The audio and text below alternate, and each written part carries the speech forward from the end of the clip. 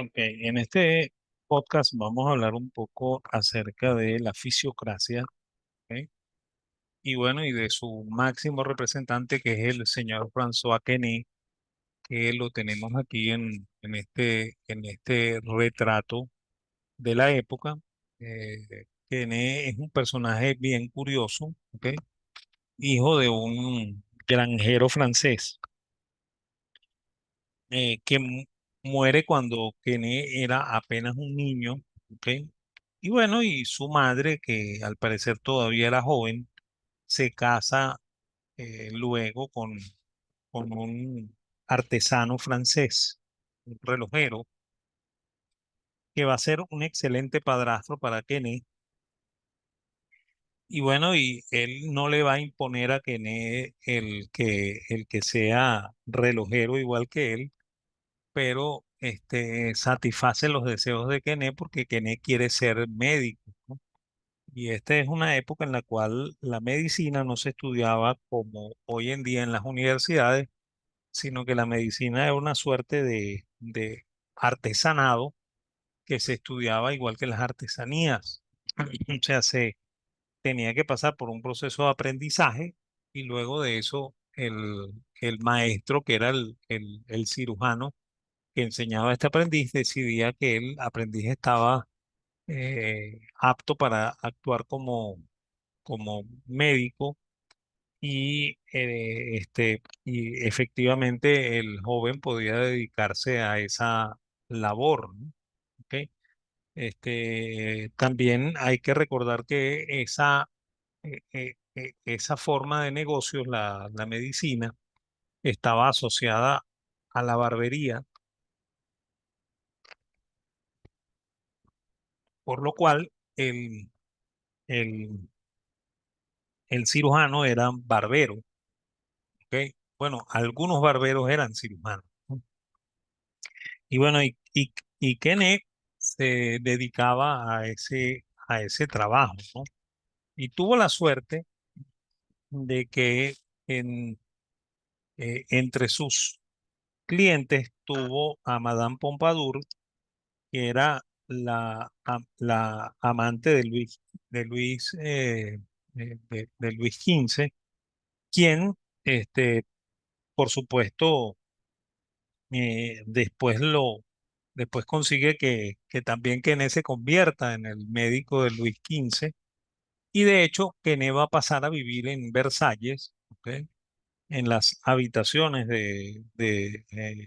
en una de las habitaciones de Versalles, en uno de los apartamentos de Versalles, eh, por lo cual él tuvo una vida bastante cómoda hasta casi el final de su vida, ¿no? De hecho, muere en 1774 precisamente con el ascenso al poder de Luis XVI, ¿ok? Quien le pide que abandone el Versalles, ¿ok? Y parece que no se sentía cómodo con la presencia de Kené, ¿ok?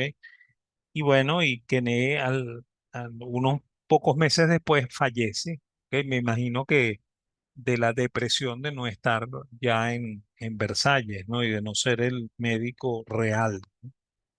Bueno, este médico, eh, estando en Versalles, se preocupa mucho por la ciencia de la economía, ¿ok? Además de preocuparse por la medicina, ¿no? Porque él va a ser uno de los que va a convencer al, al rey Luis XV de establecer los estudios universitarios de medicina, por lo cual estamos en la transición en la cual esta artesanía termina siendo una profesión que se estudia en las universidades, ¿no? De hecho, Kené va a trabajar mucho en ese objetivo de convertir a la medicina en una ciencia que se estudia en las universidades, ¿ok? Y bueno, pero al mismo tiempo él está muy preocupado por los problemas económicos de Francia y va a tratar de hacer propuestas, ¿no? Recordémonos muy bien que estamos en un periodo de absolutismo, ¿ok? De un intenso mercantilismo, ¿ok? Y además de eso, en un país que es Francia, que tiene una censura muy eh, profunda, y de hecho los trabajos que van a hacer los fisiócratas, aunque son trabajos que se publican en revistas de ciencia, ¿ok? Van a ser publicados siempre con seudónimo, ¿ok? Y después, con el tiempo, cuando superan la censura, efectivamente ellos se declaran ser los dueños de ese, ¿cómo se llama? De ese seudónimo, ¿no? ¿Ok? Entonces, bueno, ¿quiénes son la gente que se reúne con Kenneth? Los que se llaman fisiócratas. Aquí los tenemos, o sea, François Quesnay, por supuesto, es el líder, ¿ok? El segundo de a bordo es Víctor Riquetti, que es un noble, ¿ok? eh, es quien de verdad se convirtió en un fanático de François Quesnay, ¿ok? Mercier de la Rivière, ¿ok? Guillaume François Letrosnay, ¿ok? Pierre Samuel Dupont de Nemours, quizá Dupont de Nemours sea muy importante luego, vamos a hablar un poco de él durante esta presentación, y bueno, y bueno, y ahí faltan los nombres de dos sacerdotes, ¿no? De dos abates que también forman parte del grupito de los fisiócratas, ¿ok? Hay que tener presente que ellos no se llamaban a sí mismos los fisiócratas, ¿ok? El nombre que ellos se daban a sí mismos eran los economistas, ¿ok? Les économistes en francés, ¿ok? Eh, y bueno, y Smith los va a reseñar en La riqueza de las naciones como los economistas franceses, ¿ok? Los va a llamar así, los economistas franceses, ¿ok? Este, el término fisiócrata es un término posterior, ¿ok? Es un término que fue adoptado debido a un trabajo que escribió Dupont de Nemours, que es el último de los fisiócratas, que se llamaba La fisiocracia, que era precisamente un trabajo en el cual él decía que lo mejor que podía hacer el rey era derogar todas las leyes, ¿ok? Y hacer leyes que estuvieran en consonancia con las leyes naturales, ¿ok? Porque si eso se hiciese, entonces eso sería mucho más justo para Francia, ¿no? ¿Ok? Y de hecho, de ahí es donde viene el término fisiocrático, porque fisios en griego significa naturaleza y cracia significa gobierno, ¿ok? Por lo cual es el gobierno de la naturaleza, ¿no? Porque ellos son profundamente creyentes en las leyes de la naturaleza, ¿no?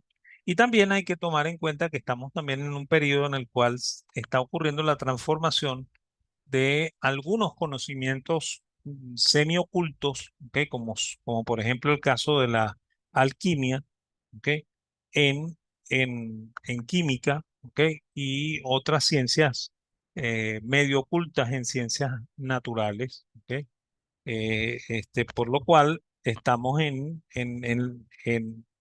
los prolegómenos del nacimiento de la ciencia, ¿no? ¿Ok? Este, con respecto a la propuesta de ellos como economistas, ellos son creyentes en la teoría del valor objetiva, es decir, ellos creen que los costos determinan los precios, ¿ok? Y creen que la riqueza proviene de la agricultura, ¿no? ¿Ok? Y esto parte de un trabajo que escribe Kenneth, que es, como comenté, el líder del movimiento, y lo publica en el año de 1758, también con seudónimo, ¿ok? Y ese trabajo se llama la tabla económica, ¿no? La tabla económica, ¿ok? O la mesa económica, ¿ok? Que es como una suerte de gran modelo en la cual, conociendo los insumos, uno puede llegar a saber cuánto es el producto de Francia, ¿no? ¿Ok? Y este, hay tres clases sociales en ese trabajo, ¿ok?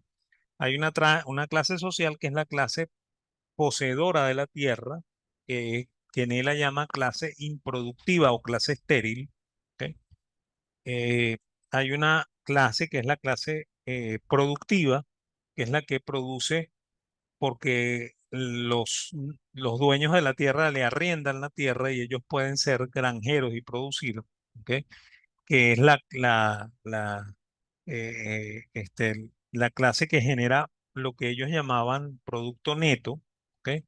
Y el producto neto es una cosa muy sencilla, ¿no? O sea, es que, por ejemplo, cuando yo siembro un grano de arroz, ese grano de arroz probablemente produce 50 granos de arroz, ¿ok? O cuando yo siembro un grano de trigo, ese grano de trigo produce 40 o 30 granos de trigo, eh, por lo cual la tierra tiene esa propiedad de multiplicar la riqueza, ¿no? Por lo cual ellos creían que efectivamente la riqueza provenía de la agricultura, ¿no? Un poco al contrario de lo que piensa Cantillón, aunque ellos son lectores de los panfletos que están circulando como libros de Cantillón. Cantillón nos dice que de verdad es más productiva la artesanía que la agricultura, ¿no? Sin embargo, en oposición al pensamiento de Cantillón, ellos creen que la agricultura es la que produce riqueza por esta situación del producto neto, ¿no? Y bueno, y esa es la razón por la cual ellos dicen, de una manera muy curiosa, ¿ok? Que el rey no debería cobrarle impuestos a los granjeros, porque los granjeros son los que sostienen a Francia, ¿no? ¿Ok? Y tampoco le debería cobrar impuestos a la artesanía y al comercio, porque la artesanía y el comercio apenas producen para subsistir, ¿ok? Y a los únicos que debería cobrarle impuestos el rey es a la clase estéril, que es la clase propietaria de la tierra. Y resulta que el rey es uno de los dueños de tierra y los nobles son los dueños de tierra. Entonces la propuesta fisiocrática, por supuesto que no cae en tierra fértil, ¿ok? Porque está proponiendo cobrarle impuestos a los que dirigen la política en Francia y no es muy difícil imaginarse que ellos no van a estar muy dispuestos a ser los que paguen impuestos, ¿no? ¿Ok? Este, y la otra cosa en la que creen los fisiócratas es que los procesos de producción todos son proporcionales. ¿Ok? Y de hecho, ellos creían que, por ejemplo, si uno tenía un acre de tierra y a ese acre de tierra le sembraba una determinada cantidad de trigo o de arroz y le aplicaba una determinada cantidad de mano de obra, eso producía, digámoslo así, una tonelada de grano. ¿Ok? Y si uno consiguiera 2 acres y duplica los productos, eso sencillamente produce el doble, ¿no?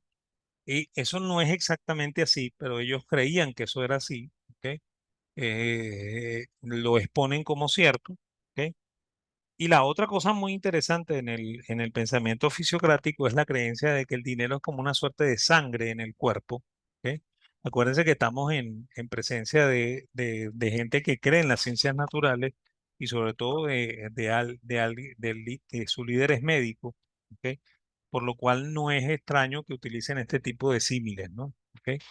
Y bueno, y dentro de de ese mismo uso de ese símil, ¿ok? Ellos creen que el ahorro es como una suerte de estancamiento, ¿ok? Eh, Porque es como que el dinero quedara apresado en un determinado sitio, y bueno, y eso, por supuesto, es dañino para el cuerpo, ¿ok? En el caso del cuerpo, y debe ser dañino también para el sistema económico, por lo cual eran enemigos del ahorro, ¿no? ¿Ok? Eso es bien curioso, ¿ok? Por supuesto, el pensamiento fisiocrático no va muy lejos, ¿ok? Ellos son eh, técnicamente adoradores de la figura de Kené, ¿ok? Y de hecho, cuando se referían a él como si fuese el Sócrates del mundo moderno, ¿ok? Y Kené también estaba muy contento de que lo compararan con Sócrates, ¿no? ¿Ok? Y bueno, y efectivamente, el, ellos se reunían los días martes, ¿ok? Fuera de Versalles, ¿ok? Para que no supiesen que ellos estaban haciendo este tipo de actividades, ¿ok? Y bueno, se reunían normalmente en restaurantes, ¿no? En los restaurantes de de la etapa previa a la Revolución Francesa, Y bueno, y en esos restaurantes ellos leían los documentos que después iban a publicar en sus revistas, ¿ok? Esta suerte de papers. Y bueno, y los personajes que los oían, el cocinero, el barman del restaurante, ¿ok? Los mesoneros del restaurante y el dueño del restaurante, no entendían absolutamente nada de lo que ocurría en esa declamación que hacía el personaje que leía el paper. Y entonces, debido a ese lenguaje tan extraño que ellos usaban, ¿ok? Usando palabras muy parecidas a lo que los economistas usamos hoy, entonces los terminaron denominando la secta, ¿no? Entonces, el nombre popular de los fisiócratas en Francia no era los economistas franceses, ¿ok? Tampoco era los fisiócratas, sino que era la secta, ¿no? Los llamaban la secta porque parecían una suerte de sociedad secreta que, que hacía gala de, de sus actividades secretas en el local de un restaurante, ¿no? ¿Ok? Entonces, bueno, eso en cuanto a las reuniones que ellos ejecutaban, ¿no? Y luego, bueno, cuando hablemos de Smith, vamos a volver a tocar el tema de la fisiocracia. La fisiocracia es profundamente interesante para el experimento que va a hacer Smith con la riqueza de las naciones, ¿ok? Pero bueno, ya con... Ah, no, hay una cosa que me falta por comentar, que es que el, el, el, el, el, el que vive más de estos personajes, fíjense que casi todos mueren en la época de la revolución, ¿no? O un poquito antes de la revolución. El único que vive un poco más que la revolución, además de que nació después, ¿ok? Es Pierre Samuel Dupont de Nemours, ¿ok? Este es un personaje bien curioso, ¿no? Él fue el editor de la segunda revista de los fisiócratas, ¿ok? Creo que se llama El Jornal del Ciudadano, ¿ok? Y bueno, él, cuando arranque la revolución, él va a hacer una suerte de suscripción, ¿ok? Va a recoger capital y va a viajar a los Estados Unidos, ¿ok?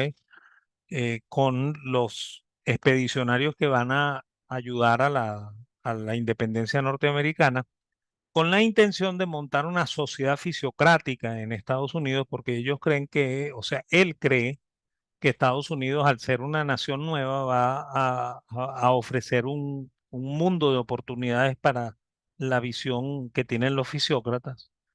Y bueno, y él hace una suerte de suscripción y se va con toda la familia a los Estados Unidos, al naciente Estados Unidos.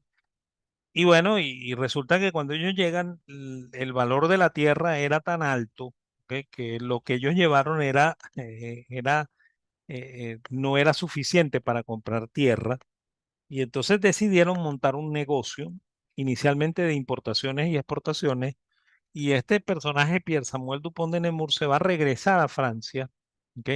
Y va a vivir buena parte de la revolución, ¿ok? Hasta el año de 1817, y él va con la intención de decirle a los suscriptores, a los que pusieron capital en la aventura que él inició con su familia, que ellos le van a pagar a estos personajes, que no lo duden, ¿ok? Que no es que pusieron su dinero en saco roto, sino que ellos van a pagar una rentabilidad y van a devolver ese dinero. Y bueno, mientras él esté en Francia, que él va a morir en Francia, él el hijo de él, que es un alquimista, ¿ok? Y fíjense que estamos en ese proceso en el cual la alquimia se va convirtiendo en química, ¿ok? Él toma la decisión, después que el papá se marcha, es más, el hijo se llama Ethan, ¿ok? Él va a- a- a establecer una fábrica de pólvora, ¿ok? Para apoyar a la guerra de independencia norteamericana, para producir pólvora para, para la artillería del ejército norteamericano, ¿ok? Y, y luego esa empresa va a subsistir, ¿ok? Y va a llegar hasta el siglo XX, ¿no? De hecho, hoy existe una empresa que se llama Dupont de Nemours en Wall Street, ¿ok? que es la heredera de esta empresa que originalmente fundó Pierre Samuel Dupont de Nemours en los Estados Unidos en el año de 1774, cuando estaba estallando la guerra de independencia norteamericana, ¿no? ¿Ok? Entonces, ese es el comentario adicional, además de que Dupont de Nemours nos va a servir también para explicar algunas cosas que ocurren cuando llegue Juan Bautista Sey a la escena del pensamiento económico. ¿Ok? Vale, muchas gracias.